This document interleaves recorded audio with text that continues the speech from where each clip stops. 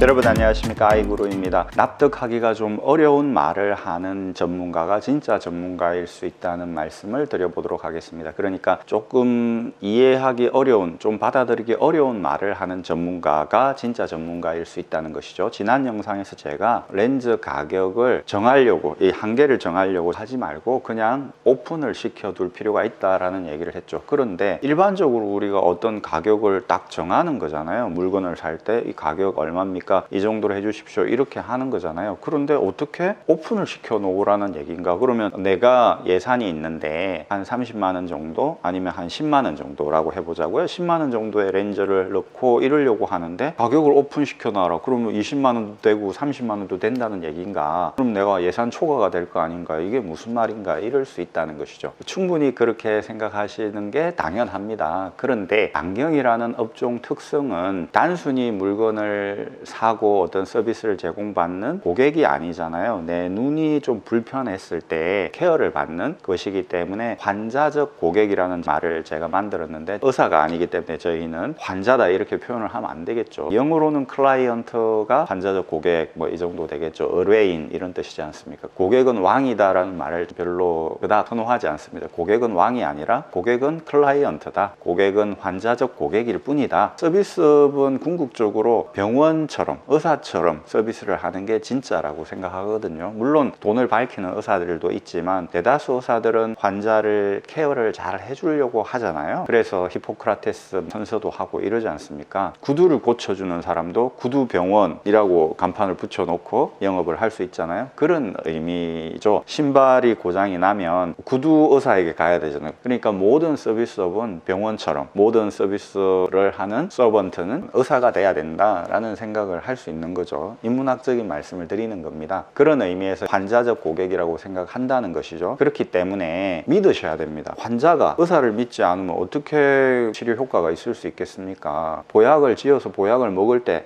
이 보약이 말이야 농약이 많이 들어간 약재를 넣어서 했을 거야, 의심을 하면 무슨 효과가 있겠습니까? 믿고 해야 되는 것이죠. 안경사는 준의료인이죠. 법적으로 환자적 고객이라는 용어는 아주 적합하다고 생각하고, 그렇다면 특히나 더 고객들은 검안사 안경사를 믿어야 되는 것이죠. 검안사 안경사도 양심을 가지고 고객을 대해야 되는 것이죠. 돈으로만 고객을 보는 검안사나 안경사는 안 되겠죠. 그러니까 이런 신뢰관계가 필요한 업종이라는 것입니다. 신뢰관계가 구축이 되어야 된다는 것이죠. 그렇기 때문에 가격 오픈을 시켜놔도 대다수 검안사나 안경사는 바가지를 씌우는, 소위 말해서 그런 식으로는 하지 않는다라는 얘기죠. 그 정도는 믿으셔야 된다. 그 정도의 믿음이 가지 않는 검안사나 안경사라면 거래를 안 해야 되겠죠. 다른 데 발품을 팔아서 내가 정말 신뢰할 수 있는 사람을 선택을 해야 되는 것이죠. 그리고 이 사람은 정말 신뢰할 만하다 하면 그 사람과 계속 지속적으로 거래를 하면 되는 것 아니겠습니까? 그런 의미에서 오픈을 시켜 놓으라고 하는 것이죠. 여러분 조금 이제 납득이 되시죠? 시력 교정 수술은 하면 안 된다라는 말씀을 제가 지속적으로 하고 있잖아요. 그런데 대다수 사람들이 뭐 라식, 라섹 이런 수술을 해버려요. 외롭게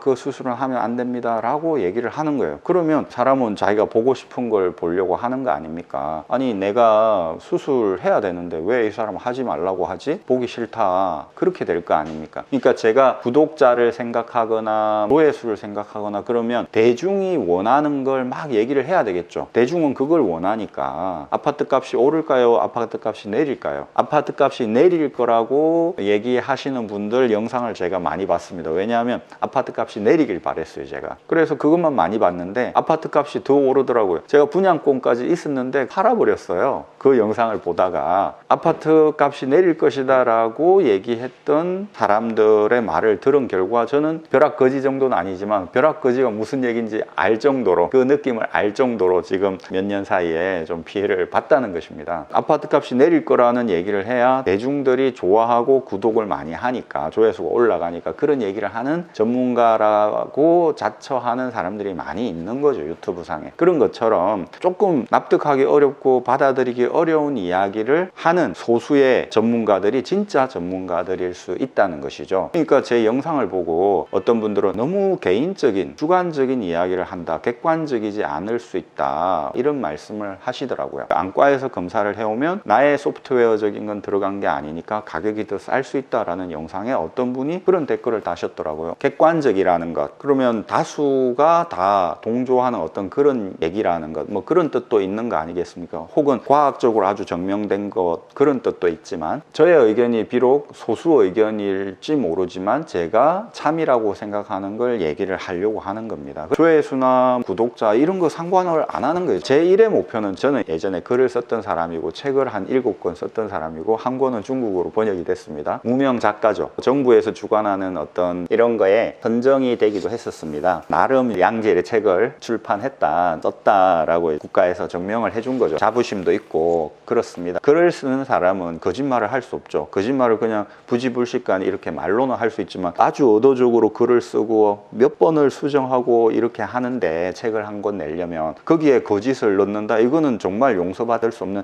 거짓말 중에 거짓말이 되는 거 아니겠습니까? 그러니까 책을 쓰는 사람들은 대체로 거짓말을 하지 않습니다. 저는 제가 느끼기에 진짜 참이라고 생각하는 걸 가감없이 얘기를 하는 겁니다. 30년 이상 거만을 하고 안경업에 종사하면서 느꼈던 것을 가감없이 얘기를 하는 것이죠. 주관적인 얘기를 할 수밖에 없어요. 그런데 이게 참이고 이 길로 가야 된다는 생각을 저는 뚜렷하게 하고 있는 것이죠. 제가 1시간 동안 거만을 하는 예약제 안경원을 하려고 하는 이유도 이쪽 방향으로 가야 된다. 누군가는 이렇게 해야 된다. 안경테를 다 포기하고 그냥 거만, 이것만 하는 그런 전문 거만 센터가 필요하다라는 생각을 한다는 것이죠. 안과는 너무 바쁘니까 그렇게 할 수가 없는 거예요. 안과 의사가. 그럼 누군가는 해야 되는데 누가 할 것인가? 내가 해야 되겠다. 주관적인 생각이죠. 지극히. 하지만 이 길로 가야 된다라는 생각을 하기 때문에 이렇게 하는 것이죠. 제가 하는 얘기들이 납득하기 어렵다, 이해하기 어렵다, 받아들이기 어렵다라는 생각을 여러분 충분히 하실 수 있다는 것이죠. 그러면 구독 취소 나올 수도 있겠죠. 하지만 어쩔 수 없다. 1차적으로 제 고객들을 위해서 이 영상을 찍는 겁니다. 제 고객들에게 일일이 이렇게 설명을 할 수 없으니까 고객들 안경을 맞춰드리면서 제 유튜브 주소를 공유를 하죠. 한번 봐보십사. 선생님 눈에 난시가 많습니다. 난시에 대한 영상이 있으니까 한번 봐보십시오. 이런 식으로. 여러분 감사합니다. 아이구루였습니다. 또 찾아뵙겠습니다.